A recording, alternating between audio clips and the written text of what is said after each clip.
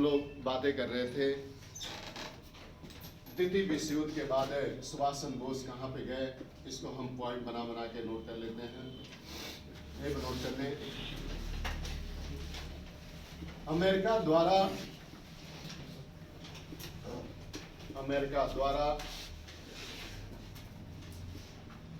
परमाणु बम गिराए जाने के पश्चात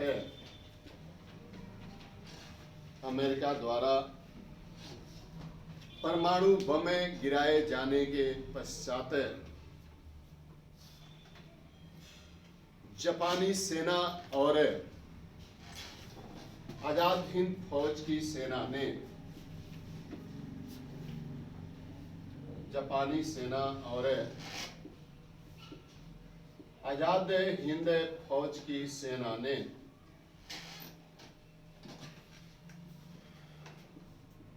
ब्रिटेन के सामने आत्मसमर्पण कर दिया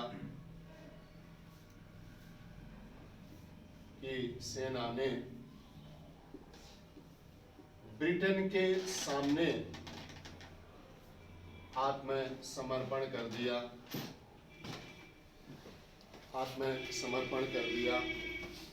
अब यहाँ पे देखें, जब आत्मसमर्पण कर दिया तो आत्मसमर्पण किए जाने के पश्चात क्या हुआ। यहाँ पे सुभाष चंद्र बोस है, यहाँ से निकल के बैंकॉक से टोक्यो के लिए रवाना हो गए। ये नोट कर लें। 18 अगस्त 1945 को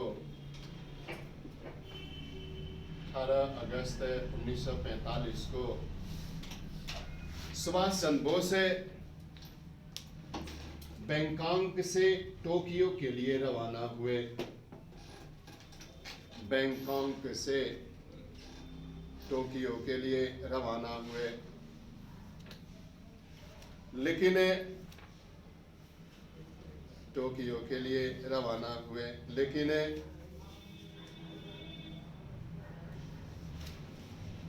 ताइवान के फॉर्मोसा द्वीप पर ताइवान के फॉर्मोसा द्वीप पर विमान दुर्घटनाग्रस्त हो गया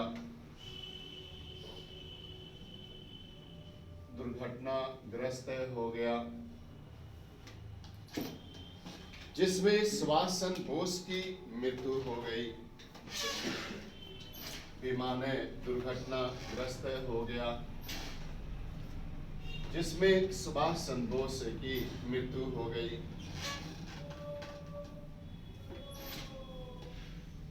सुभाष चंद्र बोस की मृत्यु हो गई। अब यहाँ पे देखें, जब विमान दुर्घटनाग्रस्त हो गया, सुभाष चंद्र बोस की मृत्यु हो गई, तो मृत्यु हो जाने के पश्चात अब एक रहस्य बन गया। ये रहस्य इसलिए पैदा हुआ कि अंग्रेजी गवर्नमेंट मान ही नहीं रही थी कि सुभाष चंद्र बोस मरे हैं। उस फॉर्मोसा द्वीप के दुर्घटना में सुभाष चंद्र बोस मरे हैं, ये अंग्रेजी गवर्नमेंट मानने को तैयार नहीं। जब अंग्रेजी गवर्नमेंट मानने को तैयार नहीं थी तो फिर क्या हुआ, यहाँ पर एक आगे चल के रहस्य बन गया कि सुभाष चंद्र बोस मरे कि नहीं मरे। उस समय लेफ्टिनेंट गवर्नर जो बंगाल का था, उसने लिखा, सीधे पूर्वोत्तर क्षेत्र के गवर्नर को लिखा था, एलजी को लिखा था कि सुभाष चंद्र बोस म्यांमार के सीमा पर छुपे होने की संभावना है, इसलिए पूरी पहरा लगा दो। खुफिया एजेंसी से यही जानकारी मिल रही है कि सुभाष चंद्र बोस कभी भी भारत में एंट्री कर सकता है, इसलिए यहाँ पर क्या करो, वहाँ पे खुफिया जानकारी के अनुसार जगह जगह पर अपनी सुरक्षा बैठा दो। यानी कि सुभाष चंद्र बोस से अंग्रेज कितना डरते थे कि मर जाने के बावजूद भी अब वो एक तरह से लेटर लिख रहे हैं। आज भी वो लेटर संग्रहित है तो स्वाभाविक है कि शक पैदा होगा कि सुभाष चंद्र बोस 18 अगस्त 1945 के विमान में मरे कि नहीं मरे।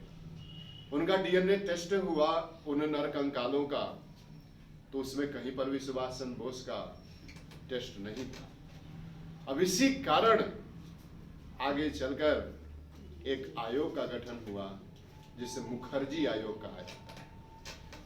बंगाल के हाई कोर्ट के जज, रिटायर्ड जज मुखर्जी के नेतृत्व में एक आयोग बनाया गया ताकि वो जांच कर सके कि वाकई में सुभाष चंद्र बोस बाद में जिंदा रहे कि नहीं रहे। सुभाष चंद्र बोस से मुखर्जी आयोग ने शायद 2 साल पहले अपना पत्ता खोला था, अपना पूरा रिपोर्ट दिया था, जिसमें कहा कि सुभाष चंद्र बोस बाद में जीवित रहे और अयोध्या में गुमनामी बाबा के नाम से वहां पे रहे, क्योंकि गुमनामी बाबा की जो शान शौकत थी, फर्राटेदार अंग्रेजी स्पीच और साथ ही साथ जो शौक था ड्राइविंग का, वो ड्राइविंग का शौक है सुभाष चंद्र बोस का था। सिगरेट पीने का जो शौक था, जर्मनी का और जापान का सिगरेट जो 200-500 रुपया महंगा आता है, वो सीधे सीधे गुमनामी बाबा में देखा जा रहा था, जिसके आधार पर गुमनामी बाबा ही सुभाष चंद्र बोस थे जो 1985 में मरे। इसी बाद इनके परिवार वालों ने भारत रत्न लेने से भी मना कर दिया। कई बार ये सवाल पूछा जाता है कि भारत रत्न किसके परिवार वालों ने ठुकरा दिया, तो इसका आंसर क्या है? सुभाष चंद्र बोस। इसलिए क्योंकि देश के आज़ादी के बाद 1954 में ही ये भारत रत्न शुरू हो गया। उसके बीच में तमाम लोग भारत रत्न पा गए, लेकिन जिन्होंने देश के लिए बहुत बड़ा योगदान दिया हो, त्याग किया हो, उसको भारत रत्न कब मिला? 1993 में मिला। 1993 में मिला तो स्वाभाविक है कि बहुत लेट याद किया गया, इसीलिए उनके परिवार वालों ने, उनकी पोती ने लेने से मना कर दिया भारत रत्न। यहीं पर नोट कर लेंगे। सुभाष चंद्र बोस की मृत्यु एक रहस्य बन गया। सुभाष चंद्र बोस की मृत्यु एक रहस्य बन गया। मृत्यु एक रहस्य बन गया। रहस्य बन गया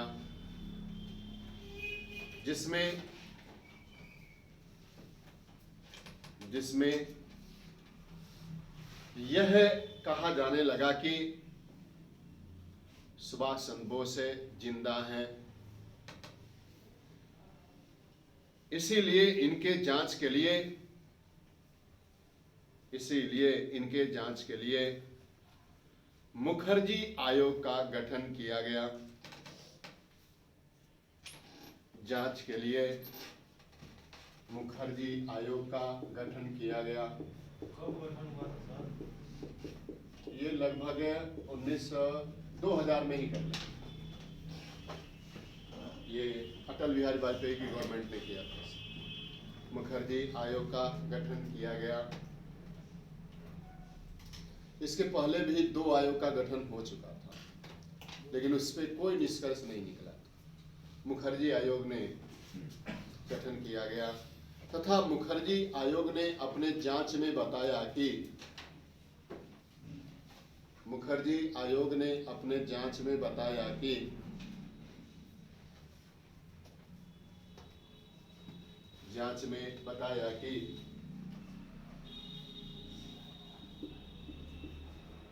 अयोध्या में रहने वाले गुमनामी बाबा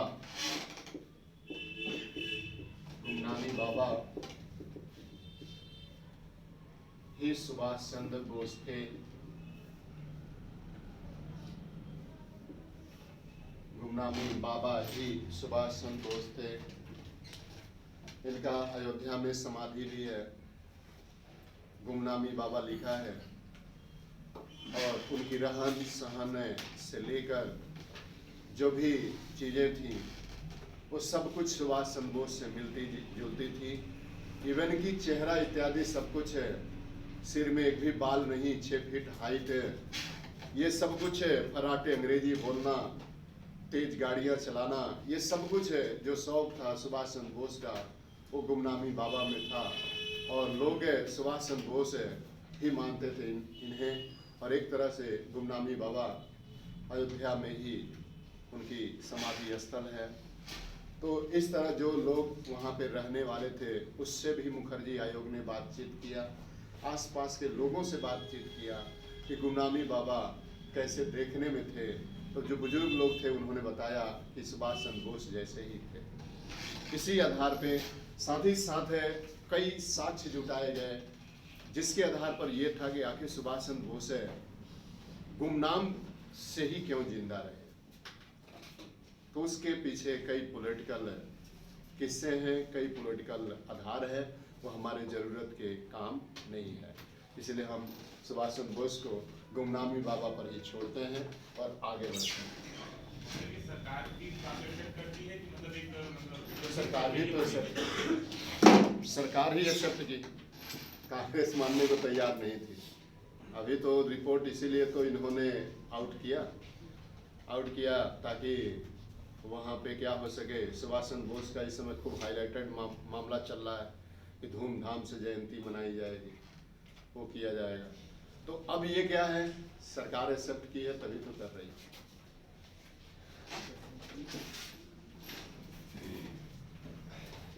आगे देखते हैं,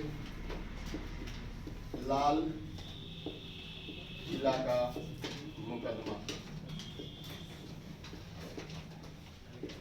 लाल किला का मुकदमा नवंबर 1945।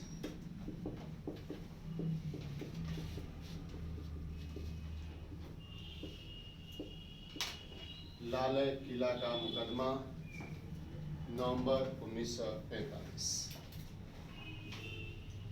एक नोट कर लें स्टार ना के। अबे लाल किला का मुकदमा क्या था? आजाद हिंद फौज के जो भी सिपाही थे, आजाद हिंद फौज के जो भी सिपाही थे, उन्हें सिपाहियों को जेल में डाल दिया गया। जो मुख्य रूप से अधिकारी थे उन्हें फांसी की सजा का ऐलान कर दिया गया। फौजी अदालत ने लाल किला के अंदर यह फैसला सुनाया कि गुरु दयाल सिंह ढिल्लो, मेजर शहनवाज हुसैन और कैप्टन सहगल, इन तीनों को फांसी की सजा सुनाई जाती है क्योंकि इन्होंने देश के साथ देशद्रोह किया है, क्योंकि इन्होंने जापानी सेना और जर्मनी के सेना के साथ मिलकर इन लोगों ने भारत के साथ देशद्रोह किया है। इसीलिए बाइज्जत बाहुकूमत इन्हें फांसी की सजा सुनाई जाती है। इस तरह यहाँ पे जब फांसी की सजा सुना दी गई तो देश में उबाल आ गया। हालांकि आजाद हिंद फौज बचाओ समिति बनी थी, ये मशहूर वकीलों की पैनल बना था ताकि इन अधिकारियों को बचाया जा सके, लेकिन फिर भी फौजी हुकूमत ने फांसी की सजा का ऐलान कर दिया। तो ये एक देश के अंदर डर था कि कहीं आनंद फानन में रात्रि के मध्य में ही भगत सिंह, सुखदेव और राजगुरु की तरह फांसी की सजा न सुना दी जाए। इनके प्रति प्रेम था, इन्हें आजाद हिंद फौज के सिपाहियों के प्रति इसलिए प्रेम था क्योंकि वो तो बंदी थे, वो ब्रिटेन के तरफ से लड़ रहे थे, जापान में बंदी थे। तो ब्रिटेन ने उनको छुड़ाने के लिए क्या किया? कुछ किया? वहीं पे मर जाते, लेकिन ब्रिटेन कुछ नहीं करता क्योंकि 1942 में भारतीय लोगों ने देख चुके थे, भारतीय लोगों ने देखा था कि जापान का जब आक्रमण हुआ म्यांमार पर तो भारतीय लोगों को छोड़कर अपने लोगों को निकाल के कौन भाग खड़े हुए थे? ब्रिटेन वाले भाग खड़े हुए थे। इसीलिए यहाँ पे आजाद हिंद फौज के सिपाहियों ने जो किया वो अच्छा किया, कम से कम मातृभूमि के लिए तो लड़े, जापानियों के साथ ही मिलकर लड़े लेकिन मातृभूमि के लिए लड़े, इसलिए सहानुभूति इनके साथ थी।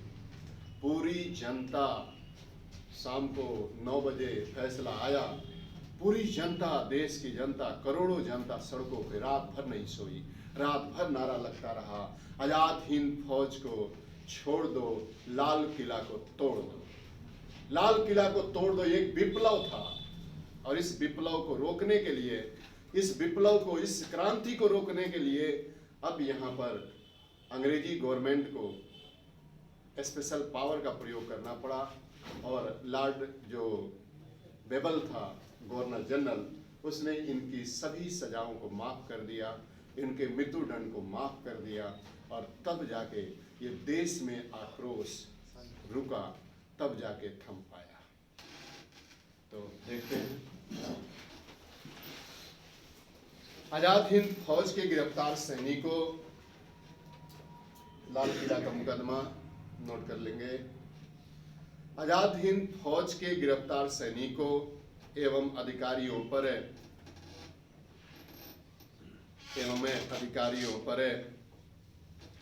अंग्रेजी सरकार ने दिल्ली के लाल किला में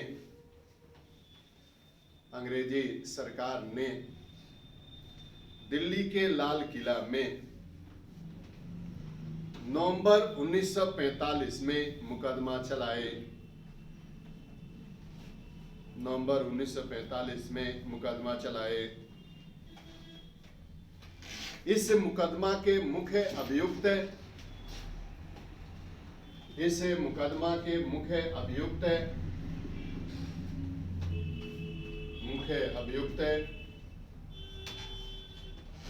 मेजर शाहनवाज खान,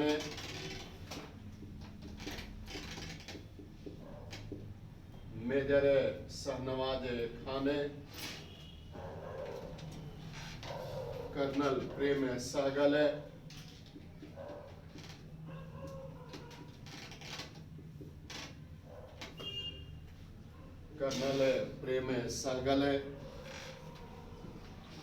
कर्नल गुरुदयाल सिंह ढिल्लो,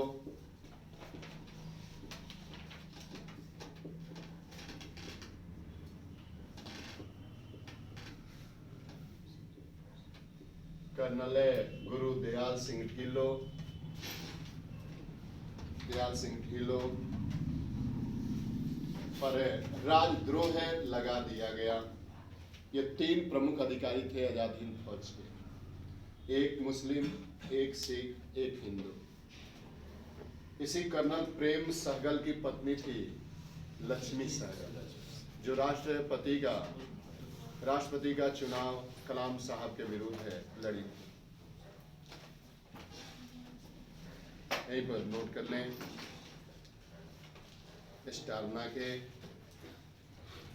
आरोप है, राजद्रोह का आरोप है लगाया गया। इस आजाद हिंद फौज के सिपाहियों को बचाने के लिए, आजाद हिंद फौज के सिपाहियों को बचाने के लिए कांग्रेस ने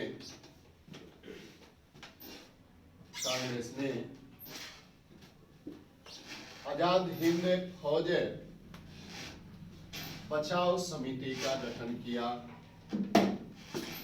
आजाद हिंद फौज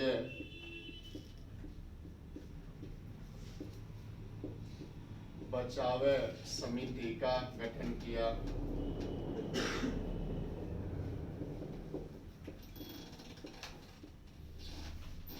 बचाव समिति का गठन किया, जिसका नेतृत्व भूला भाई देसाई ने किया।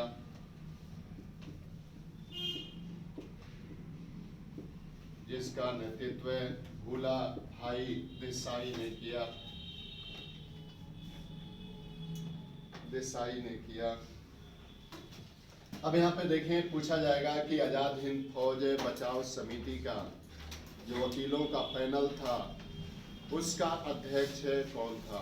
तो उसका आंसर क्या है? भूला भाई देसाई। इसमें बाकी अन्य वकील कौन कौन से थे, इनको भी देख लेते हैं। तो भूला भाई देसाई के अतिरिक्त तेज बहादुर सप्रू, टीबी सप्रू, जिनके नाम पर बेदी का अस्पताल है, तेज बहादुर सप्रू, केएन काटजू, ये भी इलाहाबाद से ही थे, कैलाश नाथ काटजू,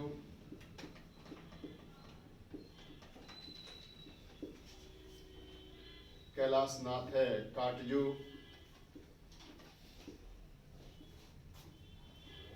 केएन काटजू। आगे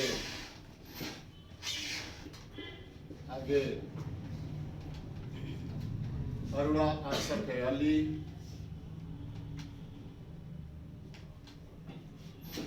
अरुणा आसफ अली, जवाहरलाल नेहरू,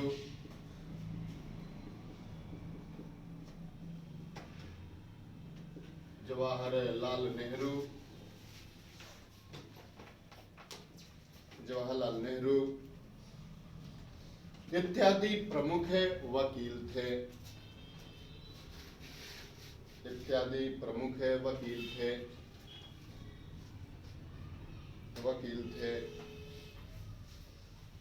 अब इन लोगों ने मुकदमा तो लड़ा लेकिन फांसी की सजा से नहीं बचा पाए और तीनों को क्या दे दिया गया?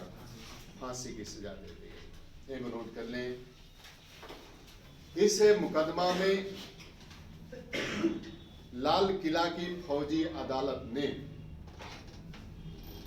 इस मुकदमा में लाल किला की फौजी अदालत ने इन तीनों को फांसी की सजा सुनाई, इन तीनों को फांसी की सजा सुनाई।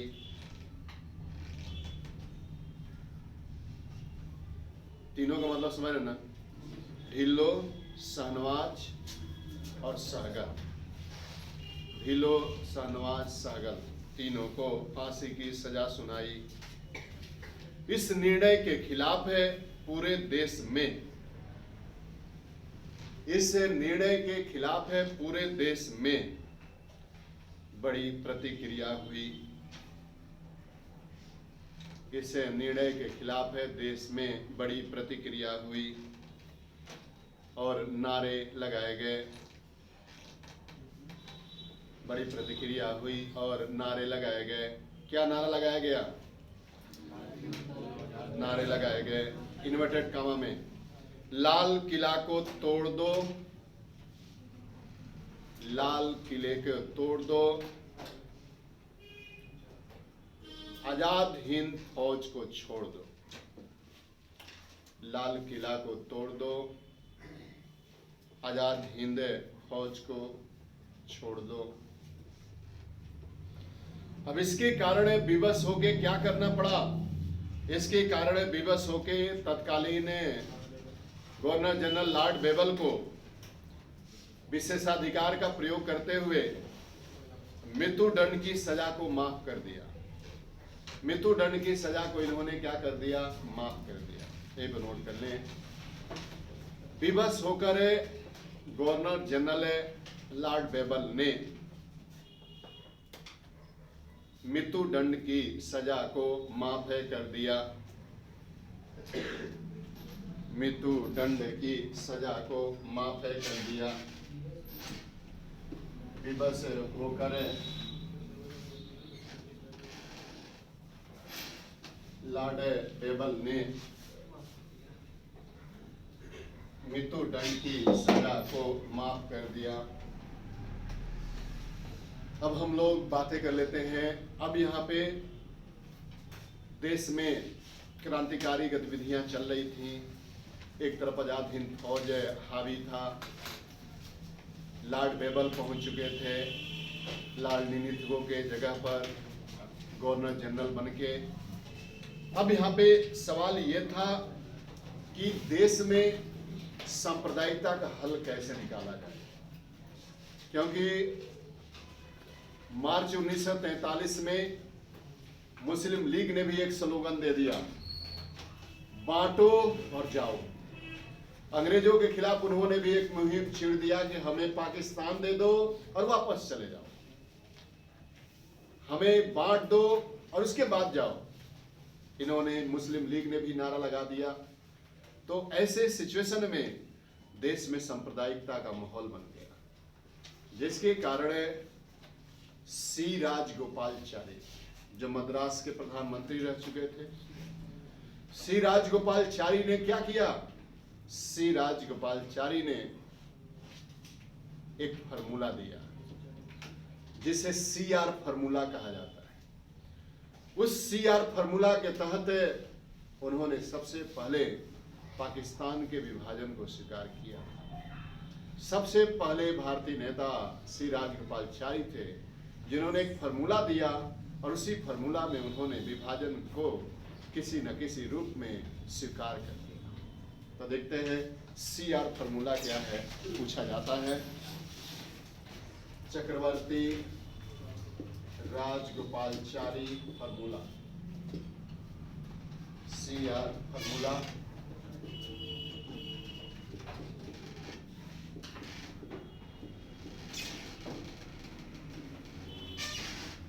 CR फार्मूला 10 जुलाई 1944।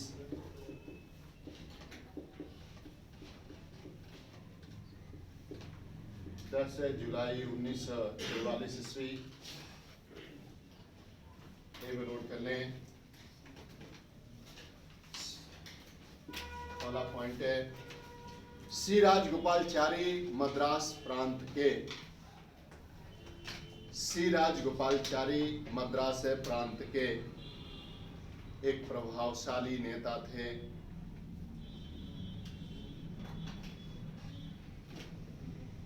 मद्रास प्रांत के प्रभावशाली नेता थे। ये मुस्लिम लीग और कांग्रेस के बीच, मुस्लिम लीग और कांग्रेस के बीच समझौते के पक्षधर थे। मुस्लिम लीग और कांग्रेस के बीच समझौता के पूर्ण पक्षधर थे। समझौता के पूर्ण पक्षधर थे। पूर्ण पक्षधर थे। एक बार नोट कर लें, पूरे पक्षधर थे। 10 जुलाई 1944 ईस्वी को इन्होंने एक योजना प्रस्तुत किया। एक योजना प्रस्तुत किया जिसके प्रमुख बिंदु निम्नलिखित हैं।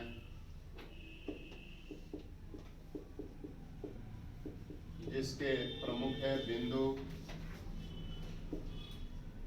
निम्नलिखित हैं। निम्नलिखित है। पहला,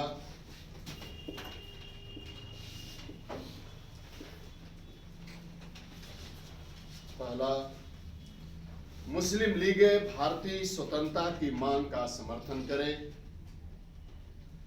मुस्लिम लीग भारतीय स्वतंत्रता की मांग का समर्थन करे। समर्थन करे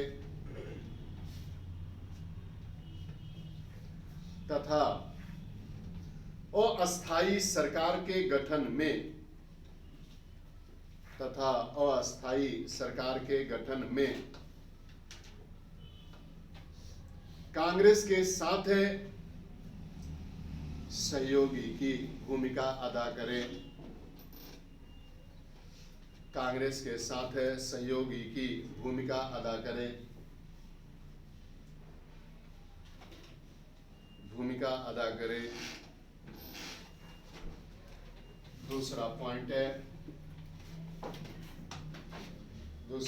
है, द्वितीय विश्व युद्ध के खत्म होने पर, द्वितीय विश्व युद्ध के खत्म होने पर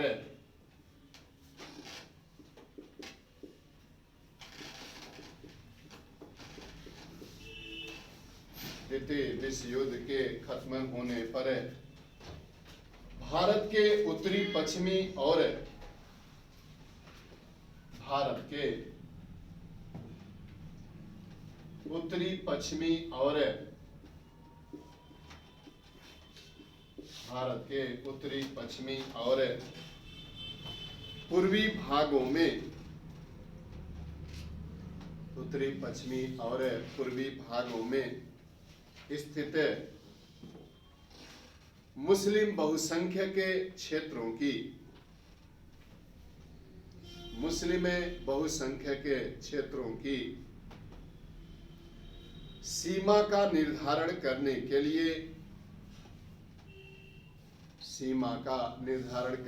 लिए एक कमीशन नियुक्त किया जाए।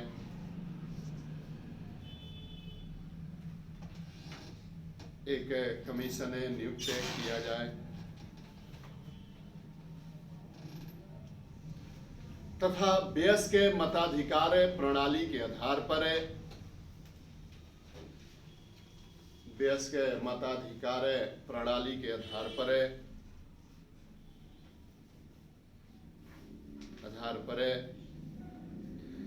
भारत से उनके संबंध विच्छेद के प्रश्न का निर्णय किया जाए।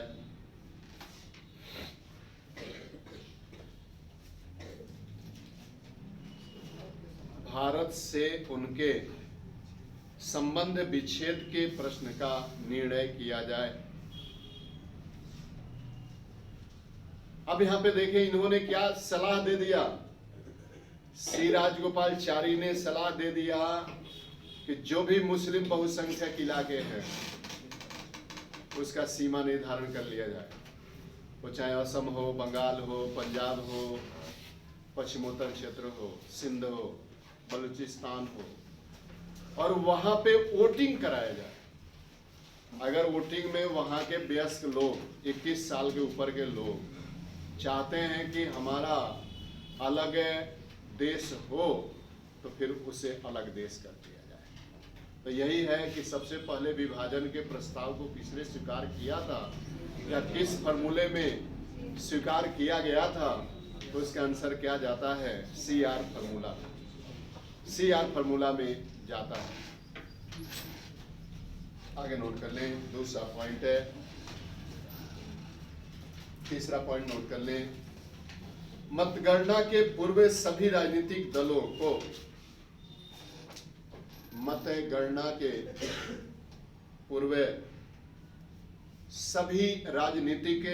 को अपने दृष्टिकोण के प्रचार की पूरी स्वतंत्रता हो।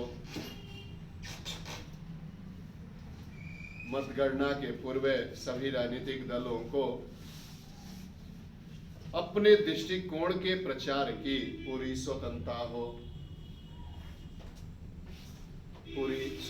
हो।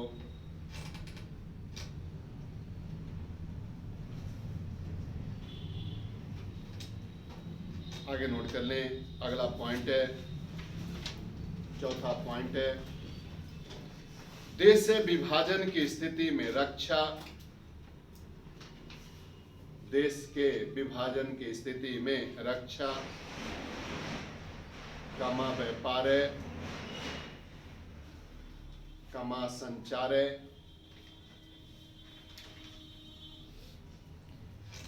रक्षा, व्यापार, संचार और दूसरे आवश्यक विषयों के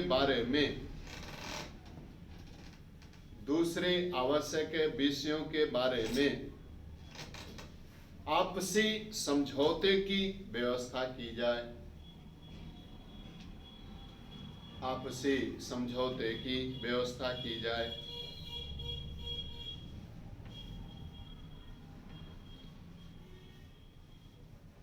आगे नोट कर लें, पांचवा पॉइंट है, अब ये सभी शर्तें तभी मानी जा सकती है जब ब्रिटेन भारत को पूर्ण रूप से आजाद कर देगा। ये तो नोट कर लें धारणा के, ये शर्तें तभी मानी जा सकती है, ये शर्तें तभी मानी जा सकती हैं जब ब्रिटेन भारत को पूर्ण रूप से स्वतंत्रता प्रदान करे।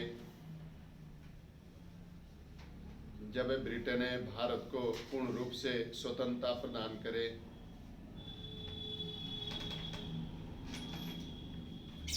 अब यहां पर देखें, इस फॉर्मूले को जिन्ना ने अस्वीकार कर दिया, कांग्रेस ने अस्वीकार कर दिया, तो फिर ये ठंडे बस्ते में चला गया। जिन्ना मानने को तैयार नहीं थे कि हमें पाकिस्तान के अलावा कुछ और चाहिए, तो उन्हें कायदे आजम कहा। किसने? महात्मा गांधी। महात्मा गांधी ने जिन्ना को कहा कि जिन्ना महान नेता है। कायदे आजम का मतलब महान नेता। महान नेता है, लेकिन फिर भी जिन्ना पर कोई प्रभाव नहीं था। ये नोट कर ले, स्टार्ट में। इस प्रस्ताव को मोहम्मद अली जिन्ना और मुस्लिम लीग ने अस्वीकार कर दिया। मुस्लिम लीग ने अस्वीकार कर दिया। एक नोट कर ले। पहली बार महात्मा गांधी ने जिन्ना को कायदे आजम से संबोधित किया। कायदे आजम से संबोधित किया।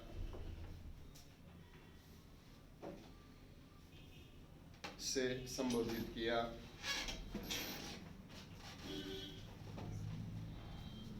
आगे नोट कर लें। अब यहां पे देखें, इधर सीआर फार्मूला को अस्वीकार कर दिया गया। लॉर्ड वेबल भारत का गवर्नर जनरल बन के आ चुका था। लॉर्ड वेबल ने एक प्रस्ताव रखा। लॉर्ड वेबल ने एक योजना बनाई जिससे बेबल योजना कहा जाता है। उस बेबल योजना में यही था कि भारतीय नेताओं से बातचीत किया जाए, भारतीय नेताओं से मुलाकात किया जाए और कैसे संविधान बनेगा, किस तरह से पावर का स्थानांतरण होगा, इस पे चर्चा किया जाए। इस पे चर्चा किया जाए, इसीलिए यहाँ पर बेबल योजना आया।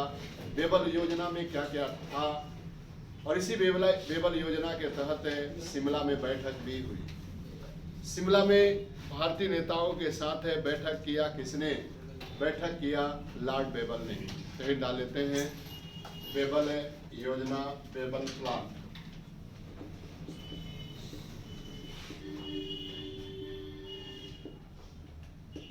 बेबल योजना, बेबल प्लान 14 जून 1945।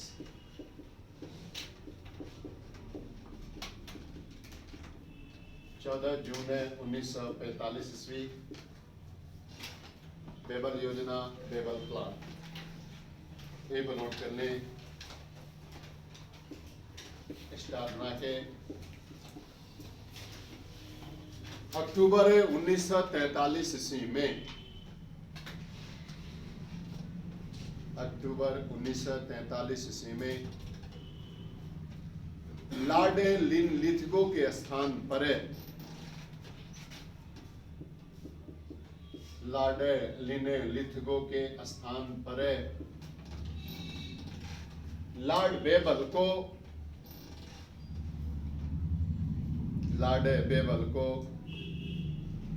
गवर्नर जनरल नियुक्त किया गया।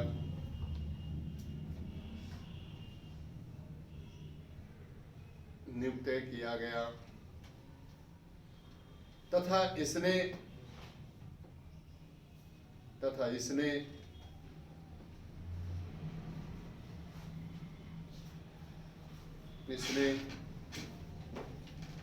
भारत के संविधानिक गतिरोध को हल करने के लिए एक योजना प्रस्तुत की।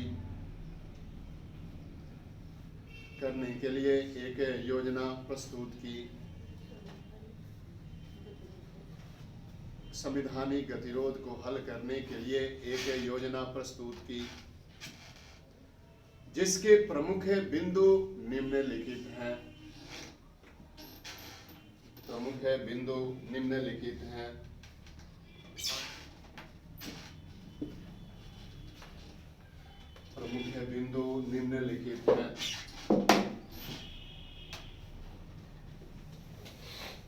पहला, वायसराय की कार्यकारिणी परिषद का गठन किया जाए।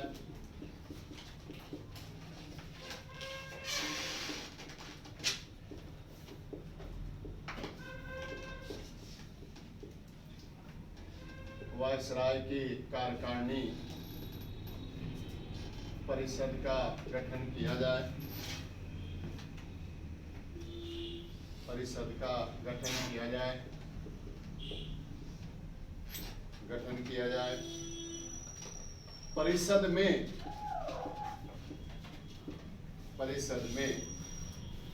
वायसराय तथा कमांडर इन चीफ को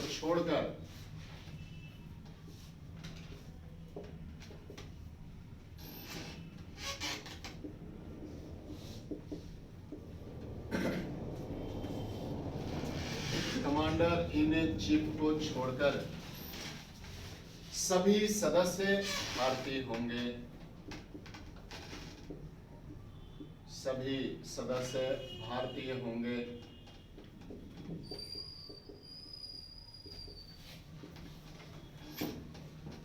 सदस्य भारतीय होंगे। दूसरा पॉइंट है, प्रतिरक्षा को छोड़कर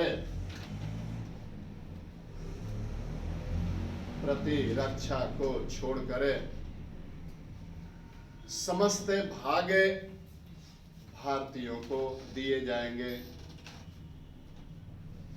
प्रतिरक्षा को छोड़कर समस्त भाग भारतीयों को दिए जाएंगे।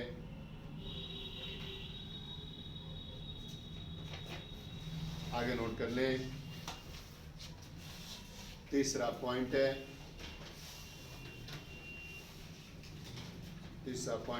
कार्यकारिणी में मुसलमान सदस्यों की संख्या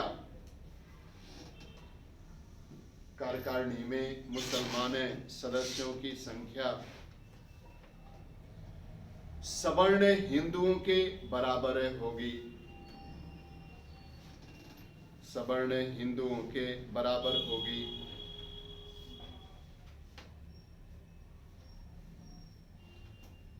चौथा पॉइंट है, कार्यकारिणी परिषद एक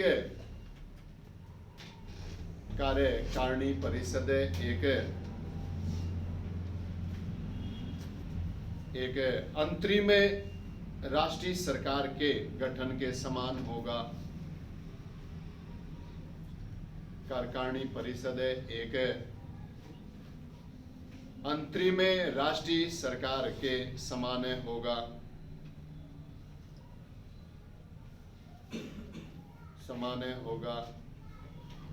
तथा गवर्नर जनरल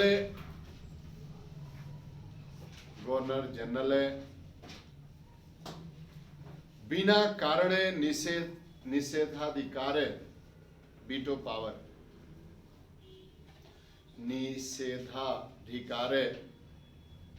का प्रयोग नहीं करेगा। वीटो पावर का प्रयोग नहीं करेगा।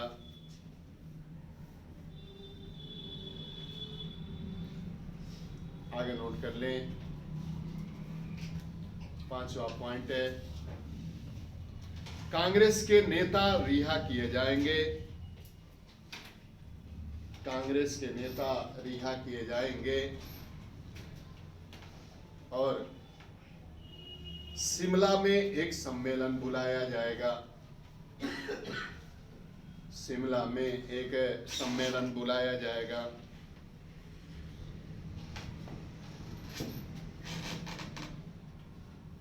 दूसरा पॉइंट है,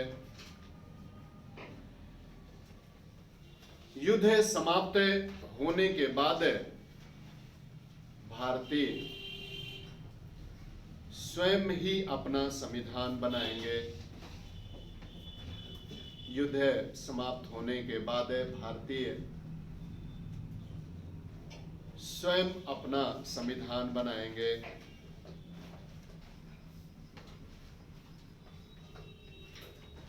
और लास्ट पॉइंट है, भारत में ग्रेट ब्रिटेन के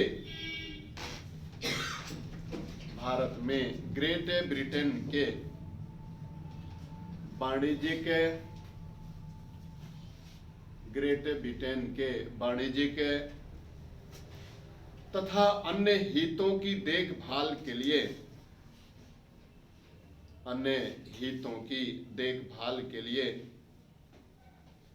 एक उच्चायुक्त नियुक्त की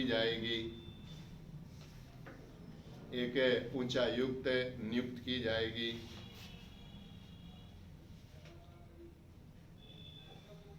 ब्रिटेन के वाणिज्यिक तथा अन्य हितों की देखभाल के लिए एक उच्चायुक्त नियुक्त की जाएगी। तो अब यहाँ पे क्या है, यहाँ पे टोटल एक तरह से बेबल ने प्लान बना लिया कि कैसे एक कार्यकारिणी परिषद बनाई जाएगी जिसमें हिंदू और मुसलमान बराबर बराबर होंगे। ये पूरा एक मंत्री परिषद का रूपरेखा रहेगा। उसके बाद जब देश आजाद होगा तो उन सबों को अपना संविधान बनाने का हक होगा। ये लगभग बेबल प्लान में एक तरह से देश के आजादी की रूपरेखा खींच दी गई और इसी रूपरेखा पर विचार करने के लिए लॉर्ड बेबल ने शिमला में एक सम्मेलन बुलाया, जिस शिमला सम्मेलन 25 जून 1945 से लेकर और 14 जुलाई 1945 तक चला। 14 जून को इन्होंने अपना बेबल प्लान जारी किया और 25 जून से शुरू हो गया, 14 जुलाई तक चला शिमला में। इसमें लगभग भारत के फेमस जो नेता थे कांग्रेस के 21 नेताओं को आमंत्रित किया गया। 21 नेताओं को आमंत्रित किया गया इस पर विचार करने के लिए, बेबल योजना पर विचार करने के लिए। अबुल कलाम आजाद भी पहुंचे, जवाहरलाल नेहरू भी पहुंचे, महात्मा गांधी शिमला में मौजूद थे लेकिन मिलने नहीं गए क्योंकि इसमें विभाजन की बातें की गई थी। इसमें एक तरह से पूर्ण स्वराज की बातें नहीं की गई थी, कार्यकारिणी की बातें की गई थी। महात्मा गांधी मिलने नहीं गए। अब यहाँ पे देखें, एक सवाल है कि शिमला सम्मेलन में मिलने वाले नेताओं का सही क्रम क्या है? कौन कौन नेता पहले मिले, कौन नेता अंतिम में मिला? यहाँ से पीसीएस प्री में सवाल पूछा जाता है या अन्य कंपटीशनों में सवाल पूछा जाता है। तो कल हम लोग देखते हैं कि शिमला सम्मेलन क्या था, उसके प्रमुख बिंदु क्या थे, इस पर बातें हम कल करते हैं।